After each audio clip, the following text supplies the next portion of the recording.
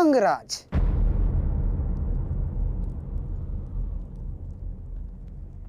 सूर्यदेव से आप ये प्रार्थना तो नहीं कर रहे हैं कि वो उदित ही ना हो? अर्जुन को दिया वचन आपको पूर्ण करना होगा अंगराज।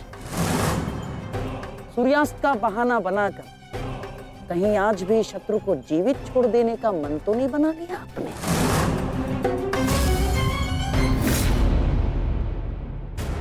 कभी कभी मौन रहने से प्राण बच जाते हैं। अब एक और शब्द अपने मुख से निकाला तो युद्ध आरंभ होने से पूर्व ही शत्रु से पहले मैं अपने पक्ष के किसी योद्धा का वध कर दूंगा। अंगराज, अंगराज, आप क्रोधित क्यों हो रहे हैं? मेरे कहने का तात्पर्य केवल ये है कि आपके पुत्र वृषसेन की मृत्यु तो स्मरण है ना आपको? वृषसेन के हत्यारे अर्जुन का पुत्र ही आज आपका लक्ष्य होना चाहिए। बस मैं यही कहना चाह रहा था। कर्ण को स्मरण है मामा श्री।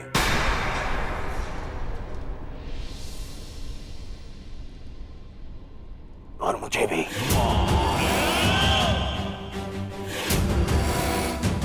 आज हम वृषसेन की मृत्यु और मेरे अपमान का प्रतिकार दोनों लेंगे।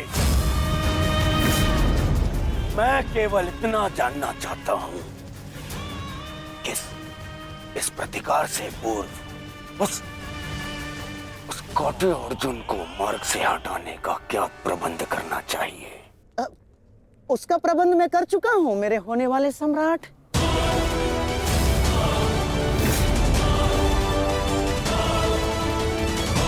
महाराज, त्रिगत नरेश सुशर्मा अवसर का लाभ उठाने के लिए एक विशाल सेना के साथ विराट पर आक्रमण करने जा रहे हैं। विराट नगर को सहायता की आवश्यकता है। शीघ्र कुछ कीजिए। मुझे शीघ्र ही विराट प्रस्थान करना होगा। किंतु महाराज, इतने कम समय में आपका विराट पहुंचना असंभव है। केवल वासुदेव में ही वो क्षमता है जो वायु गति से रथ चलाकर अर्जुन के साथ वहां पहुंचे। हमें आपकी सेना की आवश्यकता है और अर्जुन अकेला ही उन सब के लिए पर्याप्त है। किंतु अर्जुन की अधिक आवश्यकता यहाँ रणभूमि में है। परंतु महाराज, आप वहां बहुत से परिवार, स्त्री और बालक संकट में। एक समय था जब विराट राज ने हमें अज्ञातवास में शरण दी थी। आज वो समय आ गया है कि हम उसका ऋण चुका सकें।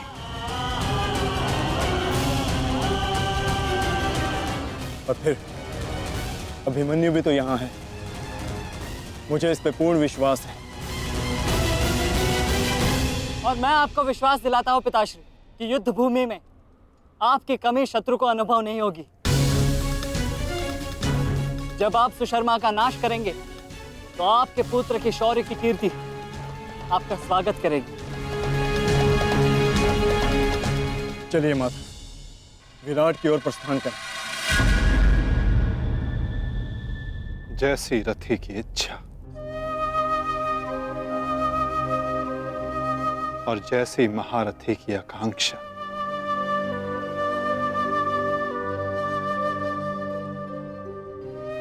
आओ पार्थ।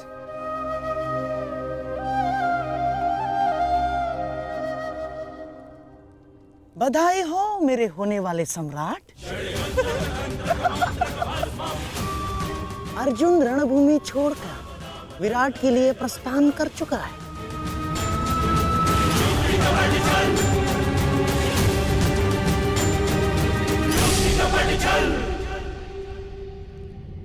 आचार्य द्रोण, समय आ चुका है। हमारी सेना को अपनी योजना अनुसार सज्ज कीजिए।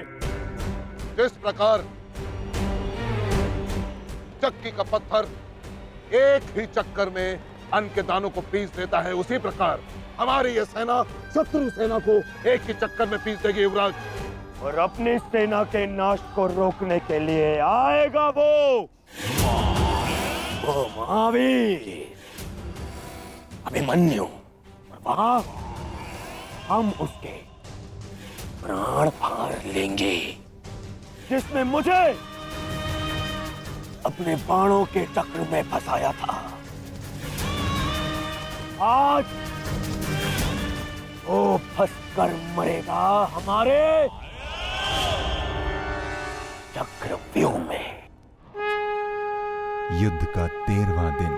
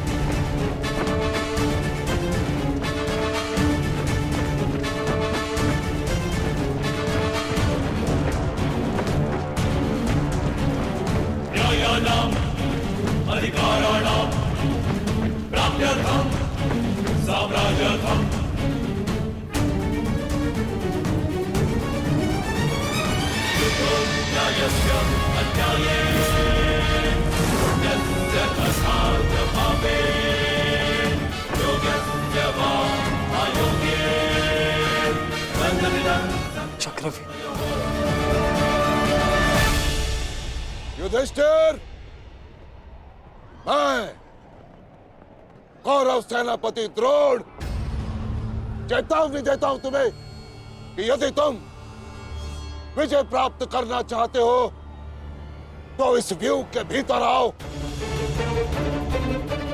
और यदि तुम इस व्यूह को तोड़ने में सक्षम रहे तो हम अपनी पराजय स्वीकार कर लेंगे, और यदि नहीं तो तुम अपनी हार स्वीकार कर लेना। सुना तुमने?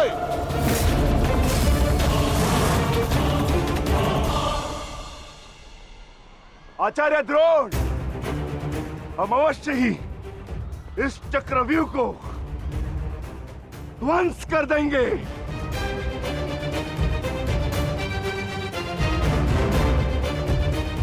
यह संभव है। चक्रव्यूह युद्ध का सबसे कठिन और सबसे विनाशकारी व्यूह है। इसका हल केवल अर्जुन के पास है।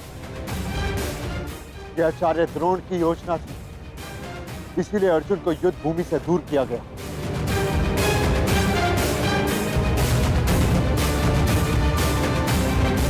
कोई तो मार्ग होगा। मार्ग है।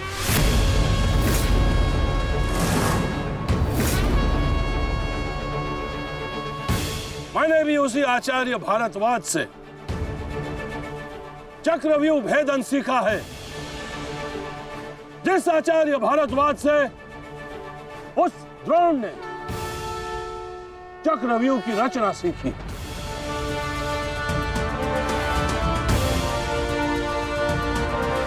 इस चक्रव्यूह का भेदन मैं करूंगा।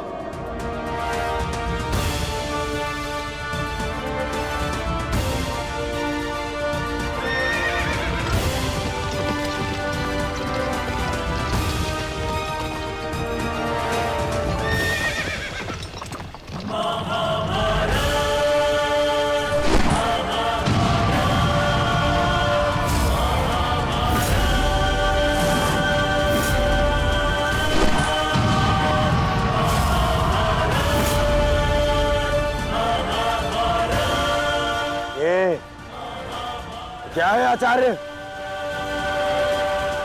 पांचाल नरेश द्रुपद तो इस व्यूह को तिनके की तरह तोड़ते हुए आगे बढ़ रहे हैं। भूल गया महाराज कि मैंने और इसी द्रुपद ने मेरे पिताश्री के आश्रम में इस चक्रव्यूह का अभ्यास किया था। तो अपने मित्र को रोकने के लिए कोई अस्त्र, कोई शस्त्र है आपके पास? अब तो केवल एक ही अस्त्र है और एक ही शस्त्र दुर्योधन। जयद्रथ!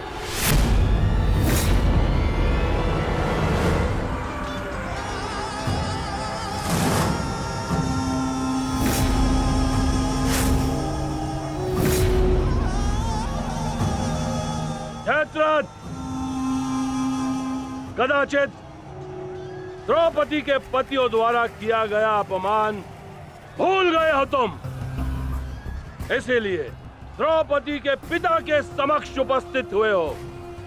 आज द्रौपदी के पति हो या उसके पुत्र, कोई मुझे नहीं रोक सकता।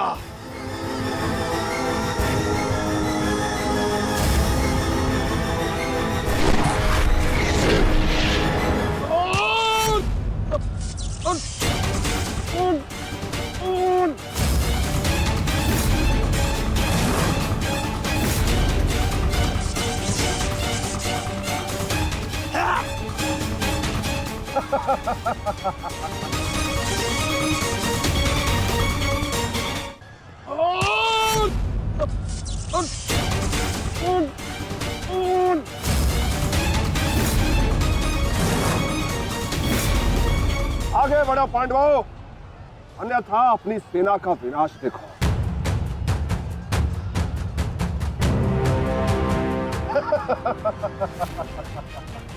शेष पिताश्री, मुझे आज्ञा दीजिए।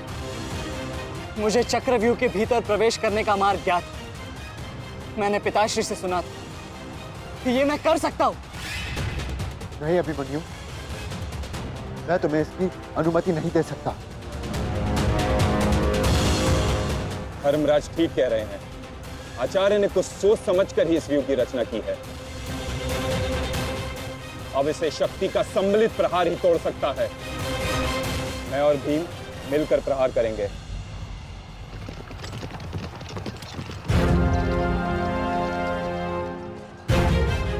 देखिए ने मामा श्री, कृष्ण और भीम स्वयं आक्रमण कर रहे हैं।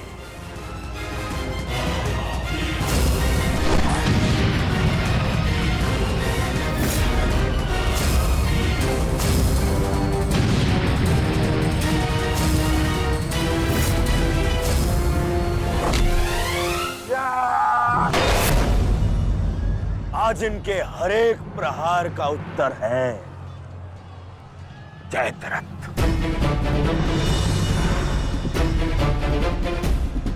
चक्रव्यूह में प्रवेश करने से पूर्व मुझसे नहीं मिलोगे मित्र? स्मरण है ना 5 चोटियां? आज उसी के प्रतिकार का दिन है। प्रभु, मैं चाहता हूं कि युद्ध भूमि में किसी एक दिन सभी पांडवों पर विजय पा सकूं। सब पांडवों पर विजयी होने का आशीष नहीं दे सकता जयद्रथ, क्योंकि अर्जुन को मैंने पशुपतास्त्र दिया। मेरा ही वरदान मेरी ही शक्ति को छीन नहीं कर सकता। इसलिए केवल अर्जुन को छोड़ जिस दिन तुम चाहोगे, शेष संसार के समस्त योद्धाओं के समक्ष तुम अपराजय रहो। आगे बढ़ो भीम, आज मेरी गदा का स्वाद भी चक्कर देखो।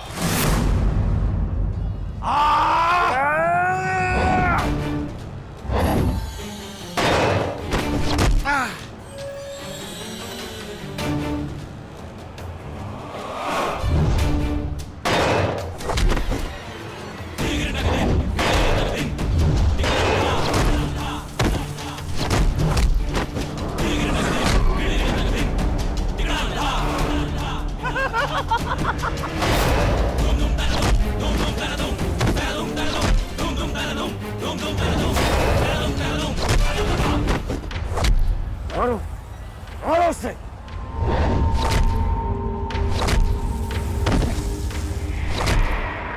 ताजश्री, आप ऐसा कैसे होने दे सकते हैं?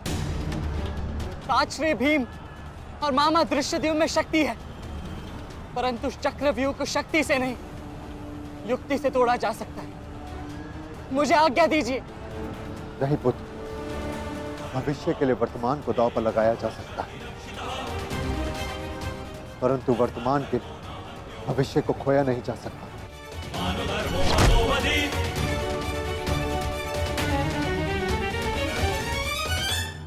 ताजश्री भीम और मामा दृश्यद्युम्न में शक्ति है, परंतु चक्रव्यूह को शक्ति से नहीं, युक्ति से तोड़ा जा सकता है। मुझे आज्ञा दीजिए। नहीं पुत्र, भविष्य के लिए वर्तमान को दांव पर लगाया जा सकता है, परंतु वर्तमान के लिए भविष्य को खोया नहीं जा सकता। एक दांव लगाने के दोष के कारण मैं आज इस महायुद्ध में खड़ा हूं। मैं दूसरा दांव नहीं लगा सकता अभिमन्यु। परंतु आज यदि चक्रव्यूह को तोड़ा ना गया तो हम ना केवल हार जाएंगे बल्कि मेरे पिताश्री का सर भी झुक जाएगा। आपने वो दांव लगाकर सर झुकाया था और मैं ये दांव खेलूंगा अपने पिताश्री का सर ऊंचा रखने के लिए। मैंने उन्हें वचन दिया था कि युद्ध भूमि में शत्रु को उनकी कमी अनुभव नहीं होगी और मुझे शत्रुओं को वीर अर्जुन के रक्त का तेज दिखाना है। इसीलिए आज्ञा दीजिए ताजरी, और फिर मैं अकेला कहाँ हूं? चक्रव्यूह में मेरे प्रवेश करते ही आप भी मेरे पीछे पीछे अंदर आ जाइए। मैं मार्ग बनाऊंगा और आप चक्रव्यूह को ध्वंस कीजिएगा। सोचिए मत, समय नहीं है ताजरी। आशीर्वाद दीजिए।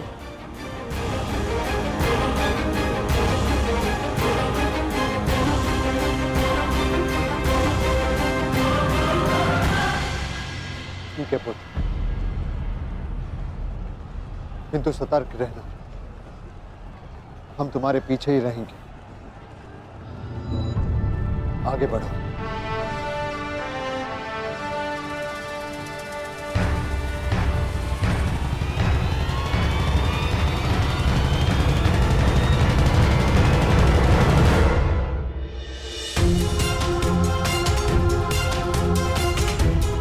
जाओ सही, जाकर सो जाओ, क्योंकि जीवन की हर रात्रि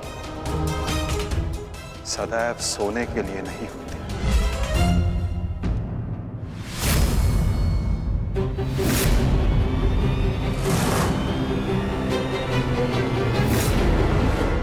मेरी सुरक्षा के लिए माता यज्ञसेनी का आशीर्वाद है मेरे साथ, और जब तक ये मेरे साथ है मुझे कुछ नहीं हो सकता।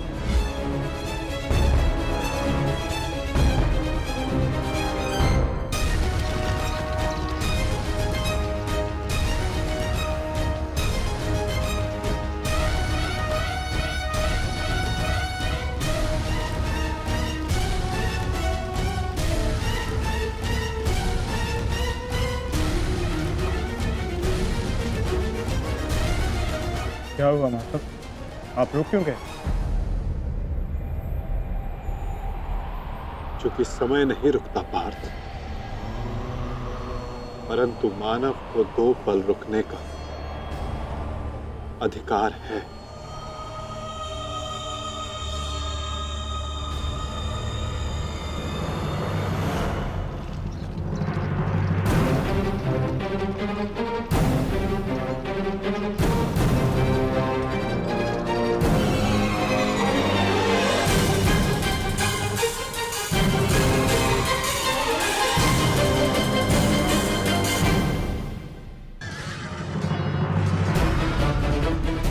सारथी, आगे बढ़ो।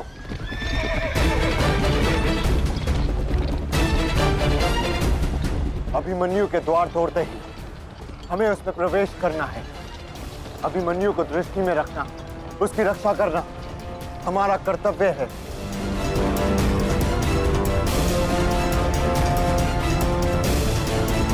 आ बालक, आ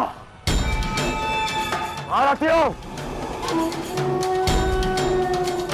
ऐसी मृत्यु देने से कि इसकी चित्कार उन पांडवों के हृदय को चीर देगी। और स्मरण रहे, सरल मृत्यु नहीं देनी है इस अभिमन्यु को।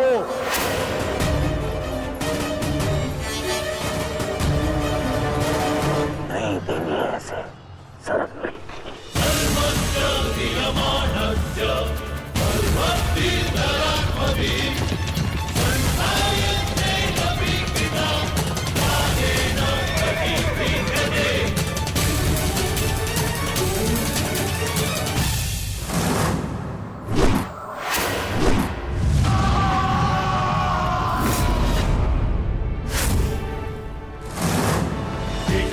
ताजश्री, मुझे मार्ग मिल गया है। इससे पहले कि द्वार बंद हो जाए आप शीघ्र ही मेरे पीछे आइए। सारथी, शीघ्रता करो। शीघ्रता करो सारथी, शीघ्रता।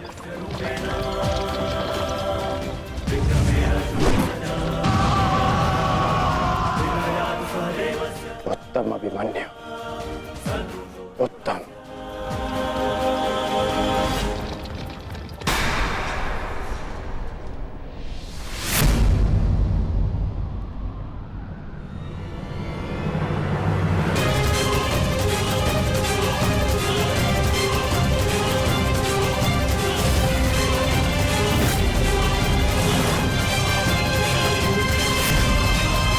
एक बार तुम्हें क्षमा कर दिया था, किंतु अब नहीं।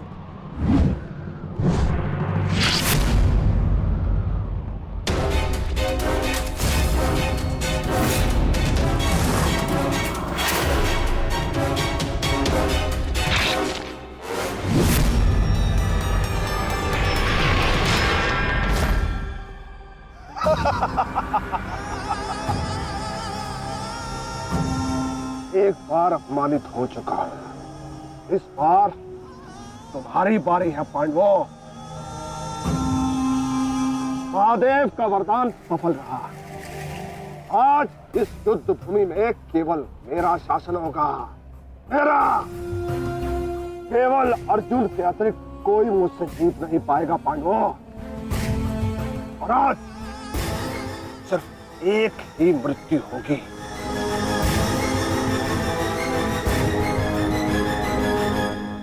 अभिमन्यु की।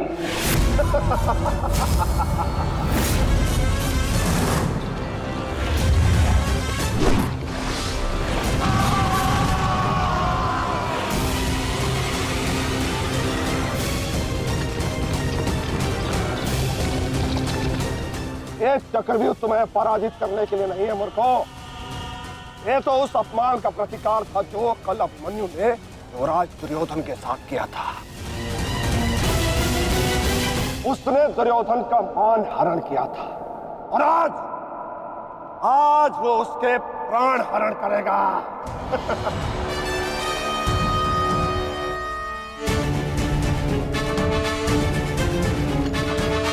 अभिमन्यु, लौट आओ, ये षड्यंत्र है। न्यायानां अधिकाराणां प्राप्त्यर्थं साम्राज्यर्थं न्यायानां अधिकाराणां प्राप्त्यर्थं साम्राज्यर्थं। व्यू के भीतर प्रवेश करना जितना चुनौतीपूर्ण है, उतना ही चुनौतीपूर्ण उससे बाहर निकलना भी है। और यदि बाहर निकलने का मार्ग मनुष्य को नहीं पता, तो उस मनुष्य का अंत निश्चित है।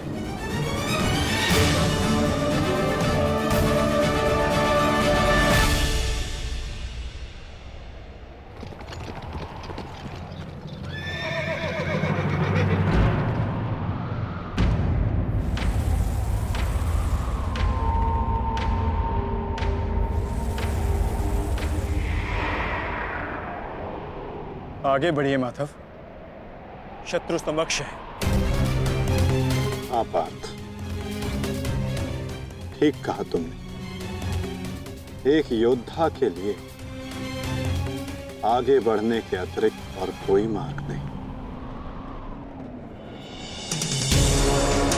वापस आओ अभिमन्यु, लौट आओ, व्यू में प्रवेश मत करो।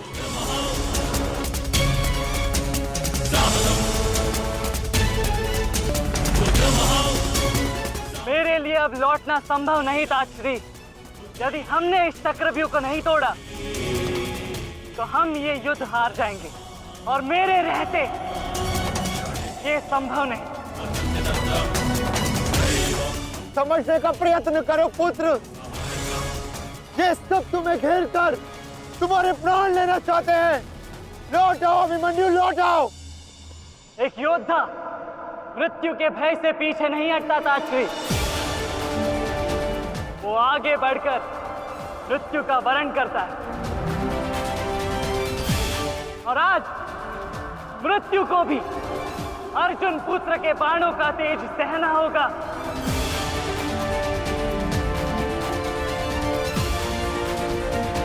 मैं इस चक्रव्यूह में आया ताकि पांडवों का सर गर्व से उठा रहे। और विश्वास कीजिए ताक्षरी, यदि मेरा सर भी कट जाए तब भी आपका सर गर्व से उठा रहेगा।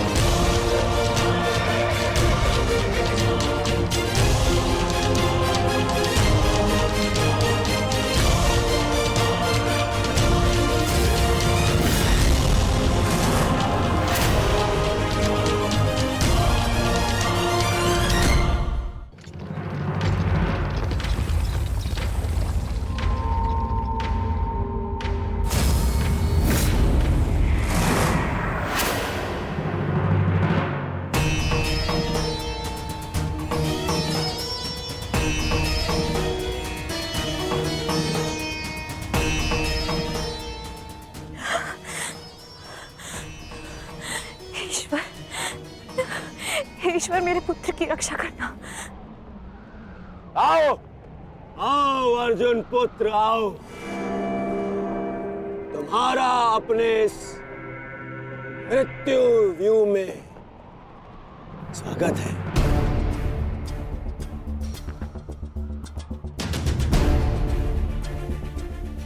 एक वीर योद्धा से सुना था मैं कि हे मृत्यु, तैयार यदि तू आने को प्रसन्न मुखा, द्वार खुला है तेरा स्वागत प्रसन्न मुखा।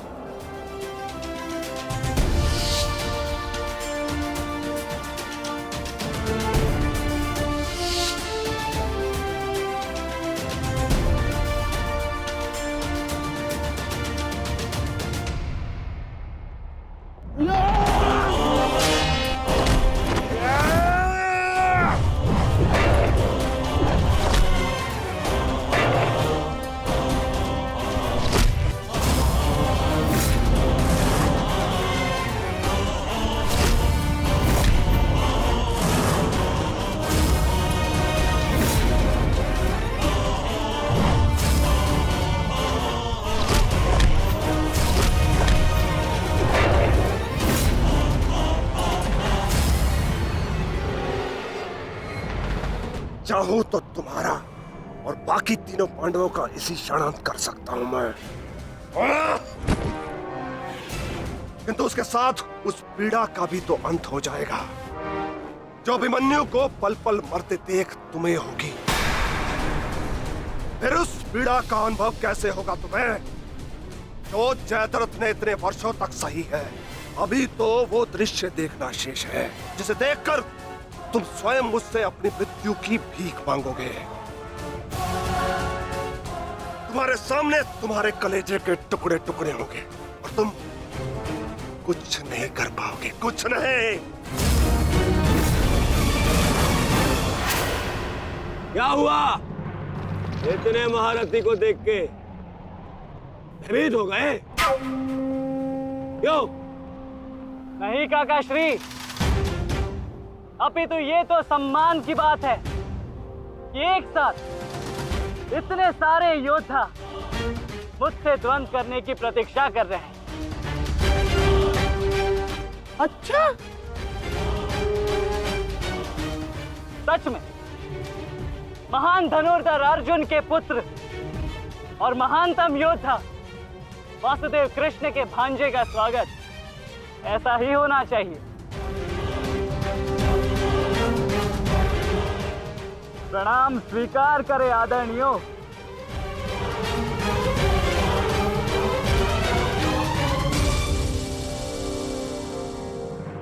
अपनी सीमा में रहो बालक।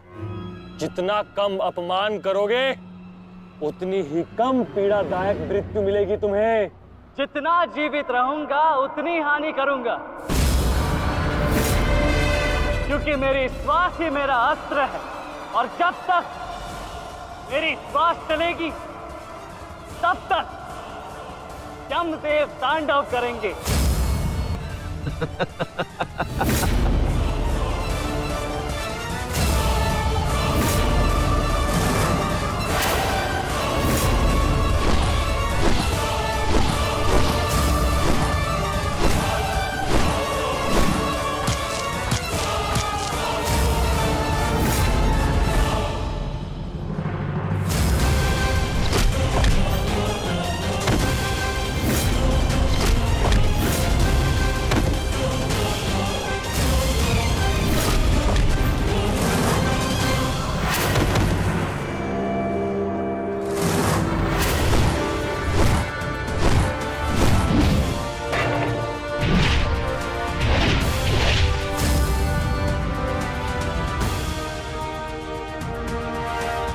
कुछ स्मरण हुआ काका श्री? कहा था ना मैंने कि जब जब आपसे द्वंद करूंगा तब तब आपके वस्त्र हरण करूंगा और तब तब आपके मुख पर इस लज्जा को देख अपने मन में जल रही प्रतिशोध की ज्वाला को शीतलता प्रदान करूंगा। और हो गया मेरा अपमान, अब और नहीं। महारथियों, आक्रमण करो इस बालक पर।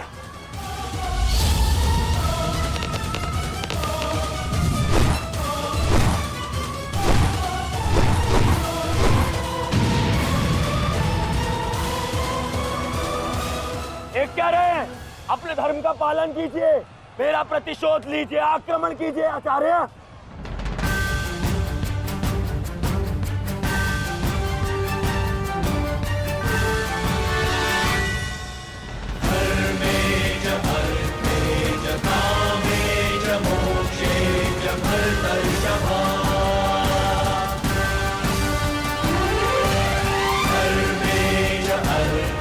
नहीं आचार्य द्रोण, ऐसा अनर्थ मत कीजिए। ऐसे अधर्म में आप कैसे सम्मिलित हो सकते हो? आचार्य, वो बालक है। रुक जाइए आचार्य, रुक जाइए।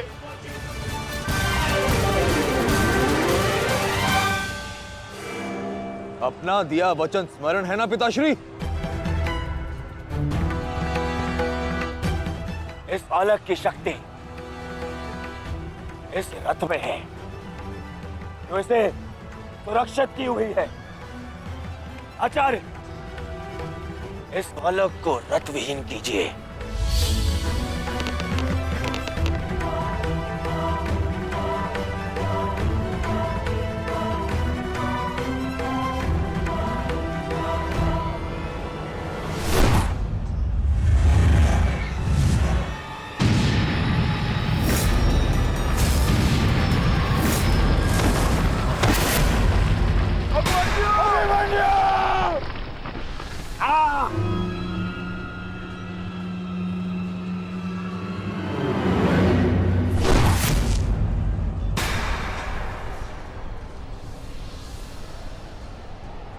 माधव, मुझे कई बार चोट लगी, परंतु इस चोट की पीड़ा का भान मेरे मन को विचलित कर रहा है। कहीं ये कोई संकेत तो नहीं?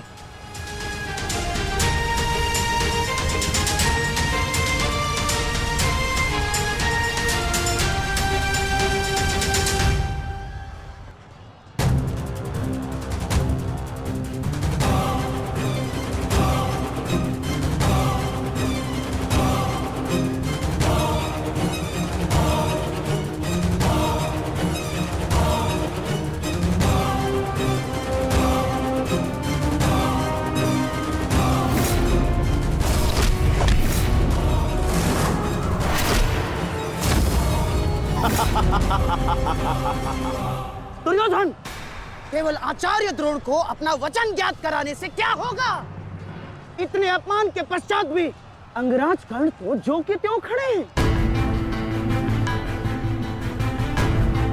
क्या इनका इस युद्ध के प्रति कोई कर्तव्य नहीं? मैं केवल नियम का पालन कर रहा हूं गांधार नरेश।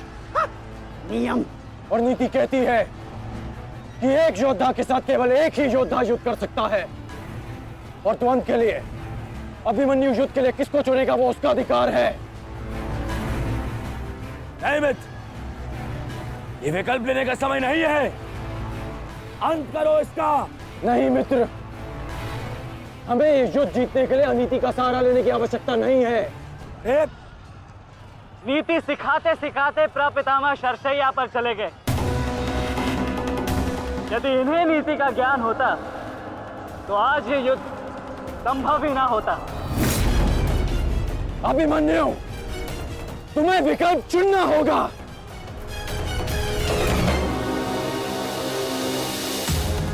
तो फिर मैं आप सबको वन के लिए चुनता हूं।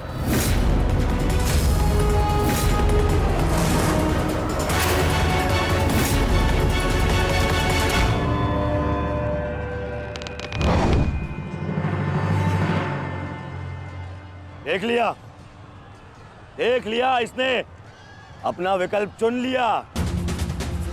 अब इस पर दया दिखाने की कोई आवश्यकता नहीं है। अब आक्रमण करने की आवश्यकता है। आक्रमण करो और अपना वचन स्मरण रखो कर्ण। देख रहे हो पांडवों, अभी तो ये रथ विहीन हुआ है, फिर निशस्त्र होगा और फिर प्राणहीन।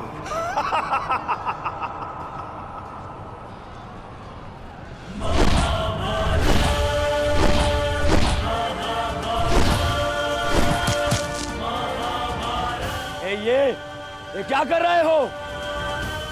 धनुष विहीन करो इसे।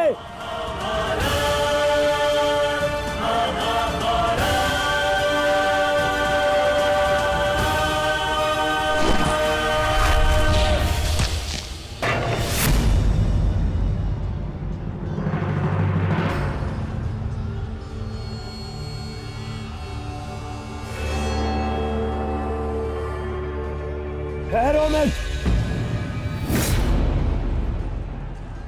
स्मरण रहे, इससे इतनी सरल मृत्यु नहीं देनी है।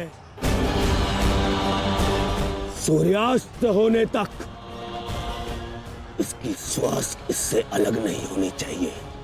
अबे इसमें बहुत पीड़ा सहनी शेष है। मित्र, ये एक योद्धा है, इसे योद्धा की मृत्यु दो। अरे योद्धा नहीं है ये, उन भगोड़े पांडवों का मेला रक्त है। इसे बहना होगा। मित्र जागो, जागो मित्र, और प्रहार करो।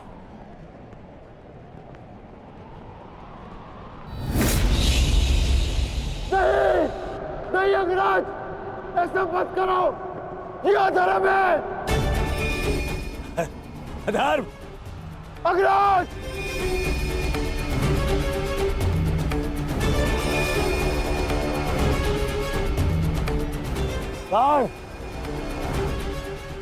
स्मरण करो, स्मरण करो कैसे इन पांडवों ने तुम्हारे पुत्र को मारा था। दया तो इन्होंने भी नहीं दिखाई थी उस पर। उसकी पीड़ा का मान है मुझे।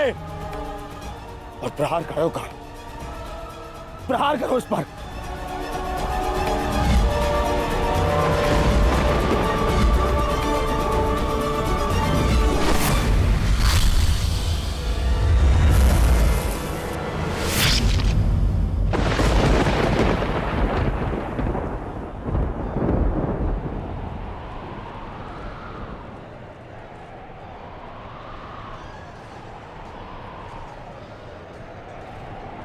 अभिमन्यु! पुत्र!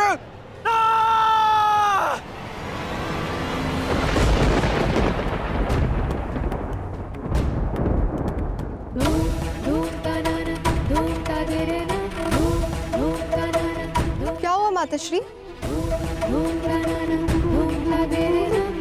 उतरा बस ऐसे ही। एक बात कहूँ माताश्री, आज मन कुछ विचलित सा हो रहा है। आज से पहले ऐसा कभी नहीं हुआ। आर्य तो रोज ही युद्ध पे जाते हैं, परंतु आज कुछ विचित्र सा अनुभव हो रहा है। चिंता करने की कोई आवश्यकता नहीं है उत्तरा। मेरा पुत्र महावीर है और फिर उसे सभी पांडव, पिताश्री, ज्येष्ठ, उनकी सुरक्षा भी तो प्राप्त है। मुझे पूर्ण विश्वास है अभिमन्यु विजयी होकर लौटेगा और तुम उसका तिलक करोगी। हे सूर्यदेव, आज तनिक शीघ्र अस्त हो जाओ। मेरा पुत्र बिना सुरक्षा कवच के युद्ध में गया है।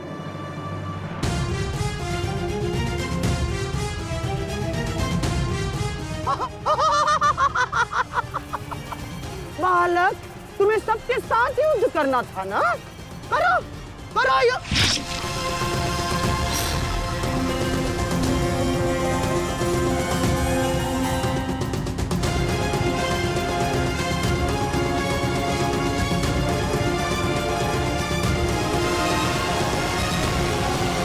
थक गए योद्धाओं? मेरी चुनौती अभी समाप्त नहीं हुई।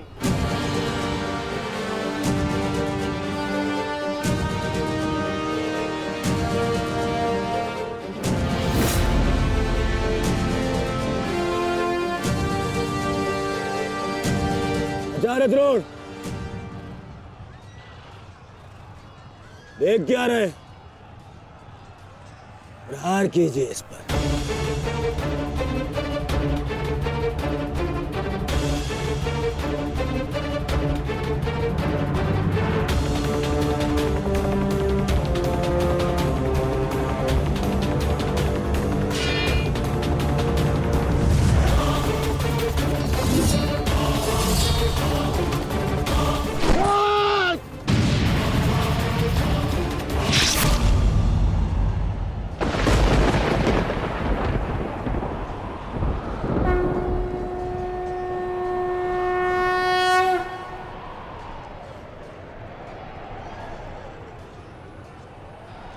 अब ठीक है ना माधव?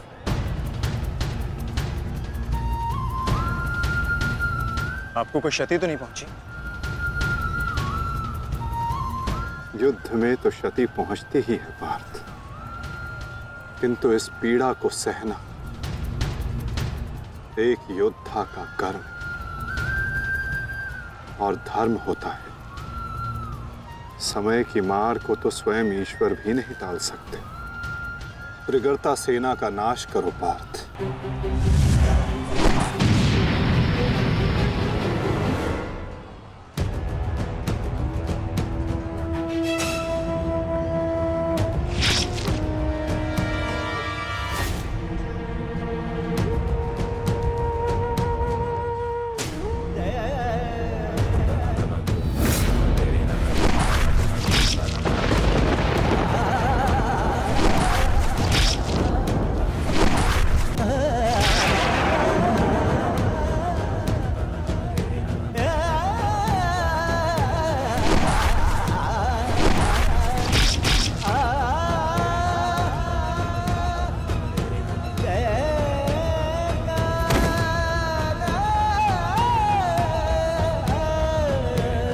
ये द्वंद्व अभी शेष है।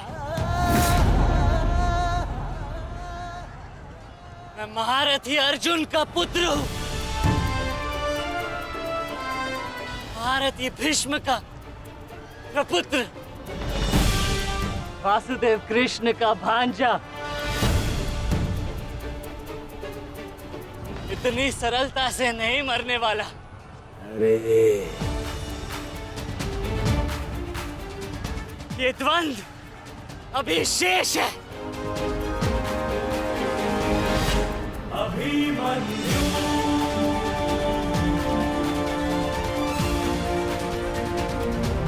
अभिमन्यु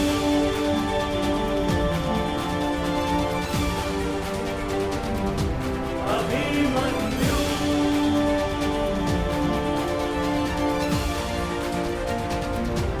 अभिमन्यु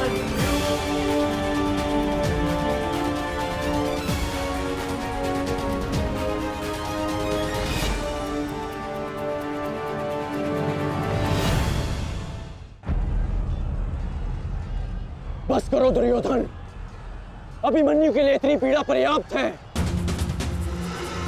देखो इसकी दशा।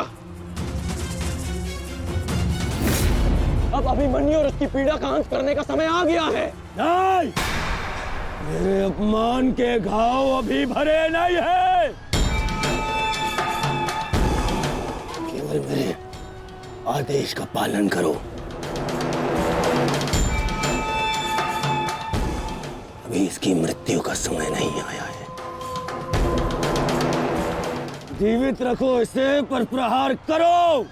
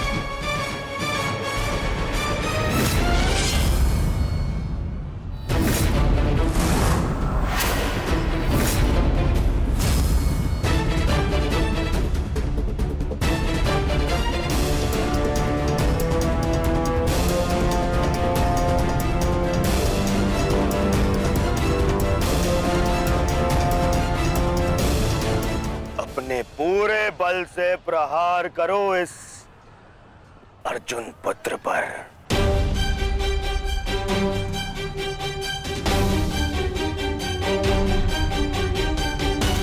और स्मरण रहे,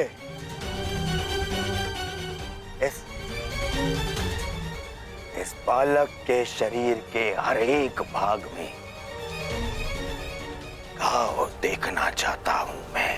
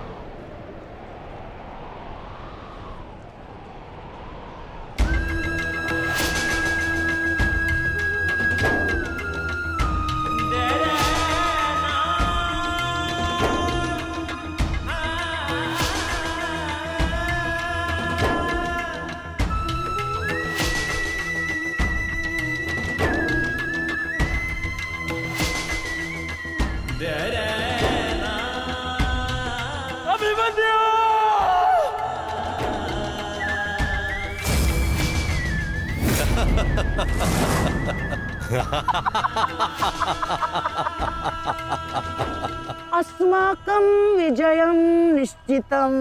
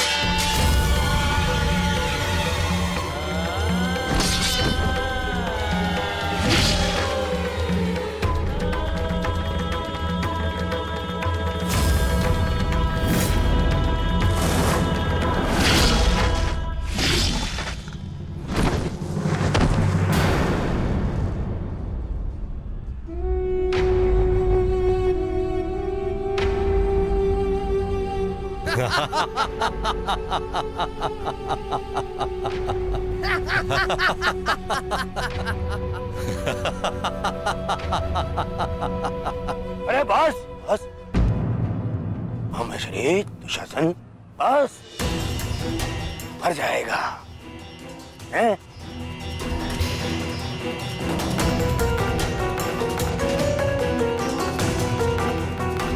क्यों? इस बात की प्रतीक्षा है? इतना पर्याप्त नहीं? चल एक मांग मुझसे, मैं तुझे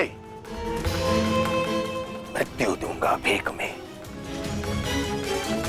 आजा, मांग भीख। बड़ों के समक्ष हाथ भीख के लिए नहीं, आशीर्वाद के लिए बढ़ाते हैं काका श्री।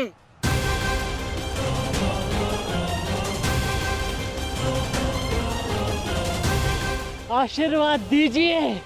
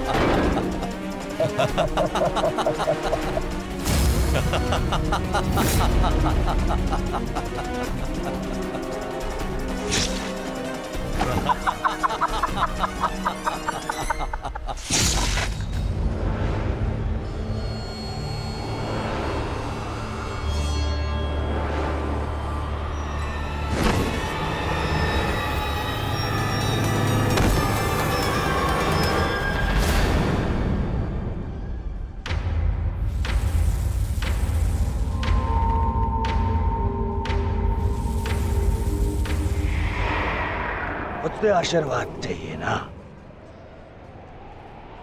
तो ठीक है।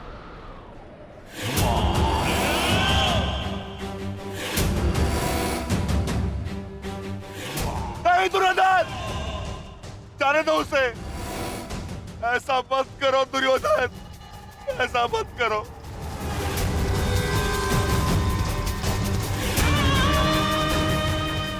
चाहिए तो उसके स्थान पर इस निकोदर भीम के प्राण हर लो, पर मेरे पुत्र अभिमन्यु को जाने दो। क्यों? मेरी पीड़ा भूल गए? तुमने दिखाई थी दया मेरे भ्राताओं पर, किंतु मैं तुम पांडवों के भांति निर्दयी नहीं हूं। ठीक, तुम्हारी विनती स्वीकार कर लेता हूं।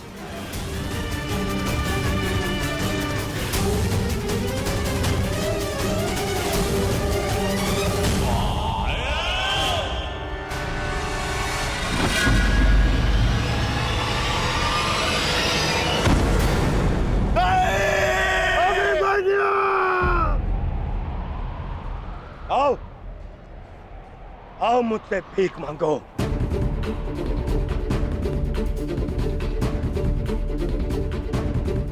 आओ बालक, आजा। आओ, मैं तुझे मृत्यु भीख में देता हूं। आओ, भीख मांग। आजा। हाँ,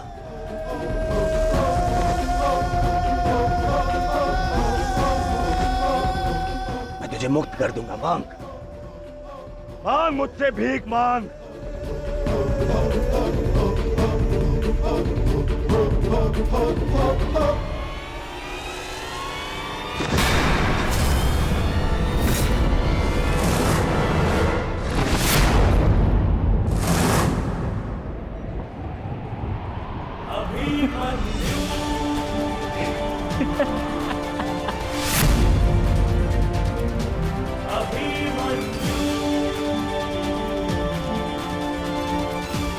कहा था ना मैंने काकाश्री, जब जब मिलूंगा वस्त्रहरण करूंगा।